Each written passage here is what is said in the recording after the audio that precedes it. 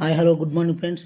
August 13 చరిత్రలు ఈ రోజున 1888 ఆగస్టు 13న టెలివిజన్ రూపకర్త జాన్ బైట్ జననం.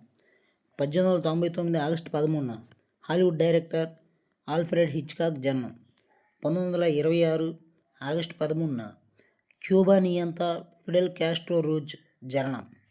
1933 ఆగస్టు 13న తెలుగు సినీ నటి వైజయంతిమాల గారు జననం. 1963 ఆగస్టు 13న తెలుగు సినీ నటి జగదేక వీరుడు అతిలోక సుందరి లాంటి ఎన్నో హిట్ సినిమాల్లో యాక్ట్ చేసి మనల్ని అందరినీ అలరించిన శ్రీదేవి గారు జననం. 1975 ఆగస్టు 13న రావల్పిండి ఎక్స్ప్రెస్ పాకిస్తాన్ మాజీ క్రికెటర్ ఫేస్ ద్వయం షోయబ్ అఖ్తర్ జననం. 1986 ఆగస్టు 13న RX 100 మంగళవారం లాంటి మంచి హిట్ సినిమాలను తీసిన డైరెక్టర్ అజయ్ భూపతి జననం.